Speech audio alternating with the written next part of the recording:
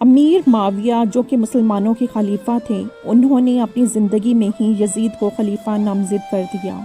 امیر معاویہ کی وفات کے وقت امام حسین مدینے میں موجود تھے۔ یزید جب تخت نشین ہوا تو اس نے والی مدینہ ولید بن عتبہ کو حکم دیا کہ حسین رضی اللہ تعالیٰ عنہ، عبداللہ بن زبیر اور عبداللہ بن عمر سے ان کی خلافت کے لیے بیعت لی جائے۔ والی مدینہ نے جب ان ہستیوں کو بلا کر یزید کا پیغام سنایا تو انہوں نے حالات کے پیش نظر مدینے کو چھوڑ دیا اور مکہ چلے گئے۔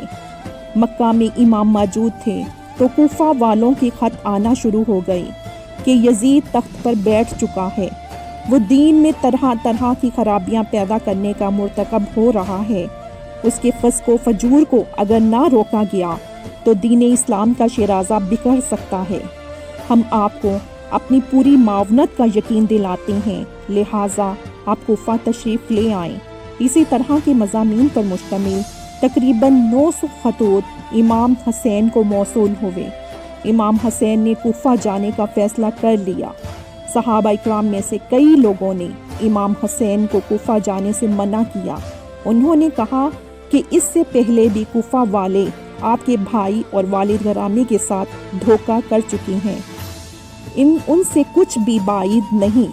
اب طے یہ پایا کہ امام حسین رضی اللہ عنہ نے مسلم بن عقیل کو، جو کہ ان کے چچا زاد بھائی ہیں، کوفہ بھیجا تاکہ وہ وہاں کے حالات کو پرکھیں اور لوگوں سے امام حسین کے لیے بیعت لیں اور حالات اور تمام صورتحال سے امام حسین کو آگاہ کریں۔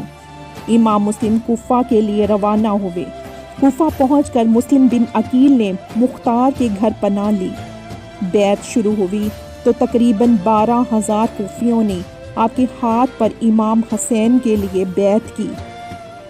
مسلم بن عقیل نے امام حسین کو خط لکھا کہ حالات سازگار ہیں، فوراً تشریف لے آئیں۔ امام اپنے 72 صحابہ کو لے کر کوفہ کی جانب روانہ ہوئے۔ امام کوفہ کے لیے روانہ ہوئے تو ادھر کوفہ کے حالات اچانک تبدیل ہو چکے تھے۔ مسلم بن عقیل کی بیعت کی خبر جب یزید تک پہنچی تو اس نے عبید اللہ بن زیاد کو کوفے کا والی مقرر کیا۔ عبید اللہ بن زیاد ظالم ترین شخص تھا۔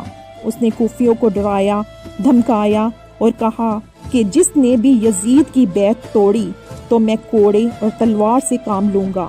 کوفیوں نے پینترا بدلنا شروع کیا اور بیعت سے پیچھے ہٹ گئے۔ اس دوران امام مسلم اکیلے رہ گئے اور جاسوسوں کے سبب گرفتار ہوئے۔ عبید اللہ بن زیاد نے ان کا سر کاٹ کر دارالامارت سے نیچے پھینک دیا۔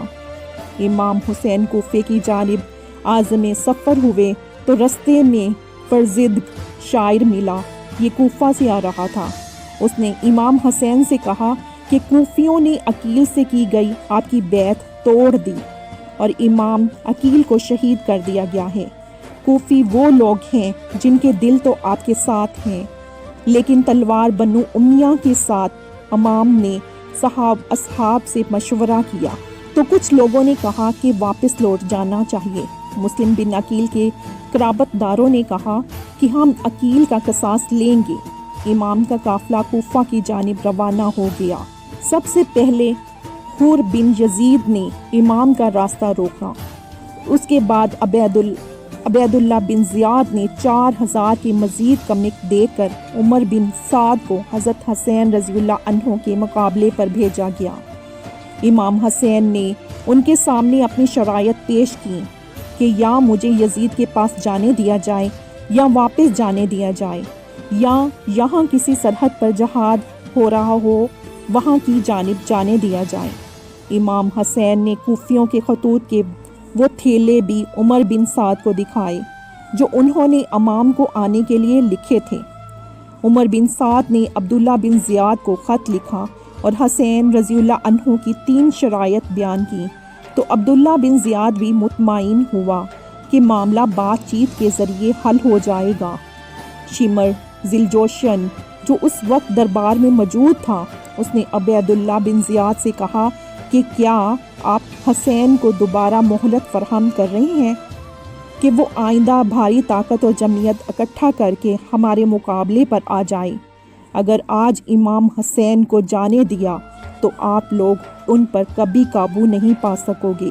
شمر کے ان الفاظ نے عبید اللہ بن زیاد کے ذہن کو تبدیل کر دیا۔ اس نے شمر کو خط بھیجا اور کہا کہ یہ خط عمر بن سعد کو دینا، اگر وہ ہمارے حکم کو بجا لائے تو ٹھیک، ورنہ اس کو قتل کر کے خود لشکر کے امیر بن جانا۔